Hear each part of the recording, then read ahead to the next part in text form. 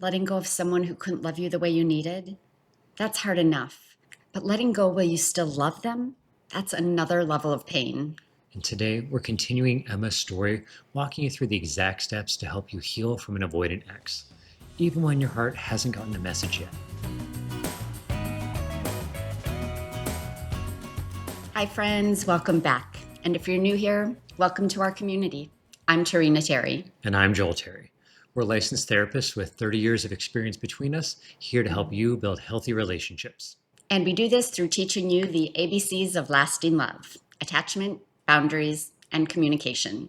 Really, all things relationships. So if that sounds good and you like that kind of content, please subscribe to our channel and give this video a thumbs up. This is part 2 of our series on healing when you still love your ex. If you missed part 1, we introduced you to Emma, who's been struggling to move on from Michael, an avoidant ex-partner. Last time, we explored why it's so difficult to let go, especially with avoidant partners. And today, we're going deeper into understanding this painful dynamic and getting practical, giving you the exact steps Emma took so that you too can start healing. And these aren't just theoretical strategies. These are proven methods we've used with hundreds of clients who've walked this exact path. When we left Emma's story, she had just started to understand why letting go of Michael was so difficult. The intermittent reinforcement, her anxious attachment being triggered, and the deep core wounds being activated. But understanding why something hurts doesn't automatically make it stop hurting. Emma knew intellectually why she was struggling, but emotionally, she still found herself checking Michael's social media multiple times a day and interpreting every post as a potential message to her. And she'd have good days where she felt strong, followed by nights where she'd lie awake replaying conversations and imagining what she could have said differently. This is such a common experience. The healing isn't linear.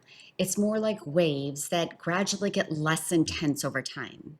Let's walk through the exact 5 steps that helped Emma navigate these waves. The first critical step is understanding the attachment loop that keeps you bonded to an avoidant partner. So let's explain what was happening for Emma. Michael's avoidant behavior, pulling away, being inconsistent with communication, avoiding vulnerability, was directly triggering Emma's deepest attachment fears. When you have an anxious attachment style, an avoidant partner's withdrawal feels like a threat to your emotional survival. Your nervous system goes into alarm mode, flooding you with stress hormones that scream, "Fix this now." And Emma would feel this panic whenever Michael became distant, leading her to pursue, texting more, asking for reassurance, sometimes even picking fights just to get a response. This pursuit would then trigger Michael's avoidant defenses, causing even more withdrawal. And then the cycle would continue again, creating what we call the anxious avoidant trap. The first breakthrough for Emma was recognizing this pattern. She started keeping a journal where she tracked her anxiety levels and the actions they led to. This helped her see that her need to check Michael's social media wasn't about love. It was her attachment system in distress. By understanding this loop, Emma could start to see her behavior as a programmed response rather than a reflection of how much she loved Michael. And this created the space she needed to make different choices. And perhaps most importantly, she began to understand that the intensity of her feelings wasn't necessarily evidence of a meant-to-be connection. Sometimes the strongest pull comes from the most dysfunctional dynamics. The second step that was crucial for Emma was fully validating her grief. Society often doesn't give us permission to grieve relationships, especially ones that were problematic. Right. Friends would say things like, "You're better off without him," or "He didn't deserve you anyway." And while well-intentioned, these comments made Emma feel like her pain wasn't valid. But here's the truth. You're not just grieving that person. You're grieving the future you had imagined together, the version of them you believed they could become, and sometimes even the person you were when you were around them. For Emma, acknowledging this complex grief was liberating.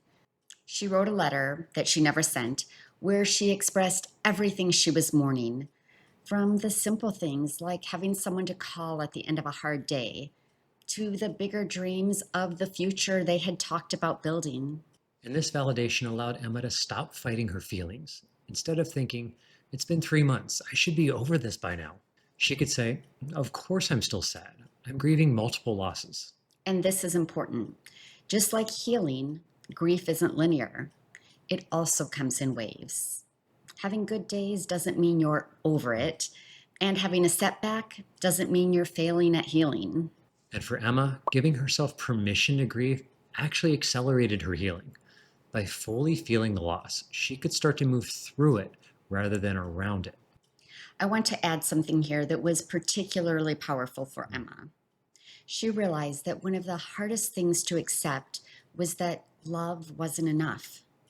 We're told by movies and songs that love conquers Mm, all. But the reality is that love without compatibility, mutual growth, and consistent respect isn't enough for a healthy mm. relationship.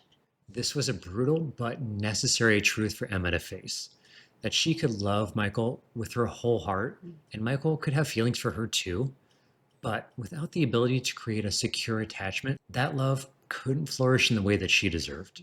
We introduced this third step in our first video of the series, but let's get a little deeper with it. The third step that transformed Emma's healing journey was identifying the core wound that kept her attached to Michael. And we all have these core wounds, usually formed in childhood, that create our deepest vulnerabilities. And often, our most intense relationships are the ones that touch these tender spots. For Emma, her core wound was abandonment. Growing up with a mother who was emotionally unpredictable, she developed a deep fear that people she loved would eventually leave her. And Michael's avoidant behavior, the pulling away, the inconsistent communication, was constantly activating this abandonment wound. Each time Michael became distant, it felt to Emma like confirmation of her deepest fear. I am someone who gets left.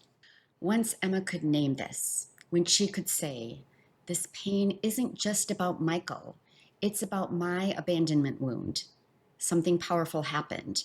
She could separate her worth from Michael's behavior. This identification allowed Emma to start working with the wound itself, rather than trying to fix it through the relationship.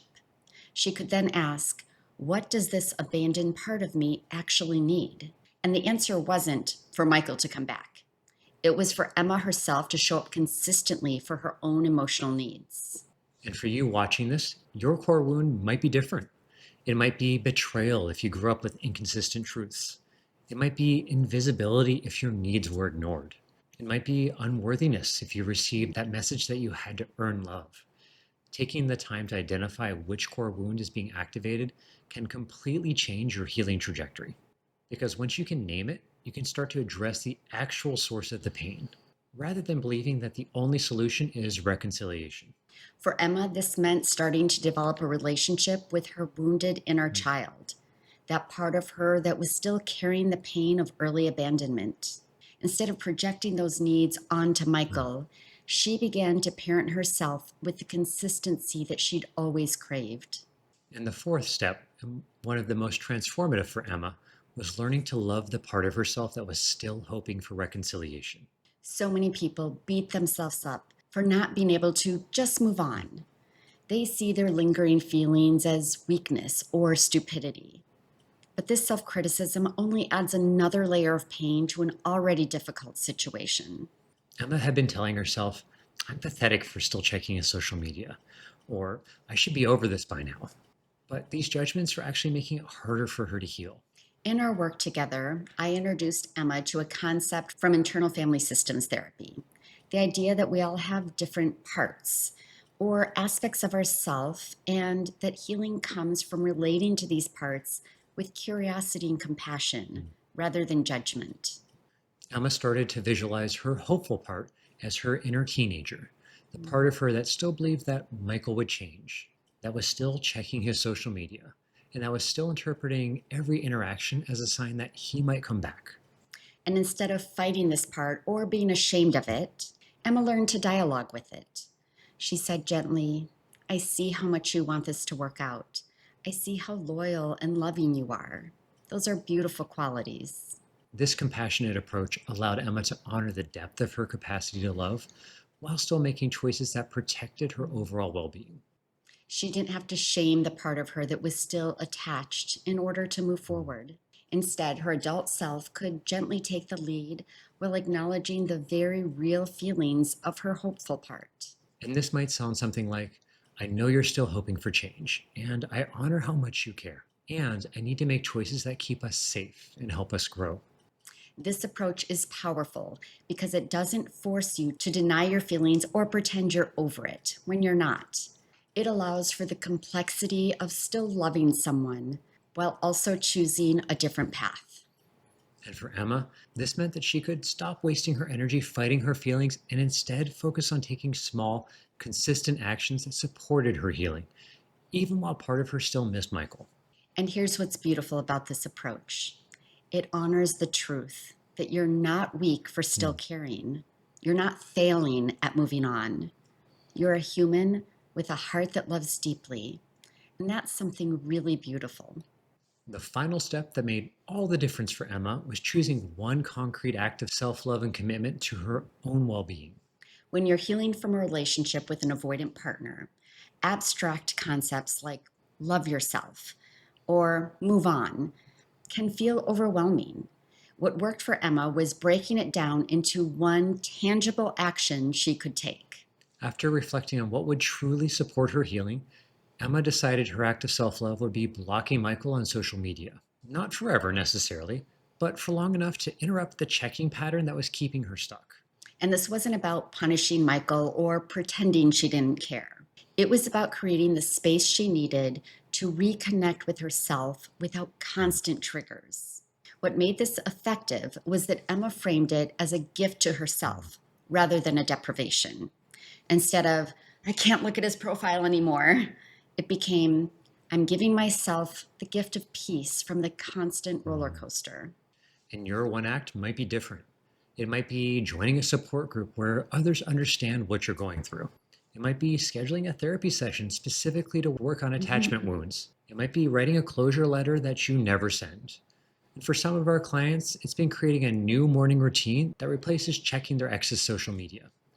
And for others, it's been planning a trip that gives them something to look forward to outside of the relationship narrative. What matters is that it's concrete, achievable, and directly supports your healing journey. And for Emma, this single act created a domino effect. The mental space freed up from constantly checking Michael's social media allowed her to invest more energy into friendships that had been neglected during the relationship. Those strengthened connections then provided the support she needed to maintain her boundaries. And gradually, the intensity of her attachment to Michael began to lessen. It wasn't that she stopped loving Michael overnight. Rather, that love took its appropriate place in her life as something that she had felt deeply, but not as the defining force of her identity or future. Let's get to the heart of it. You're not just healing from a relationship. You're rewiring your understanding of what love should feel like. With an avoidant partner, you've likely become accustomed to love feeling like longing, like chase, like moments of connection surrounded by much longer periods of uncertainty. But real sustainable love feels different. It feels like peace, like coming home, like being seen consistently rather than intermittently. And these steps that we've shared today aren't about just getting over one person. They're about preparing your heart to recognize healthy love when it arrives. And in the meantime, they're about creating a relationship with yourself that's characterized by the very things your past relationship may have lacked: consistency, compassion, and unwavering presence. You don't have to stop loving them to start loving yourself better. Both can happen simultaneously until gradually your own well being becomes the priority.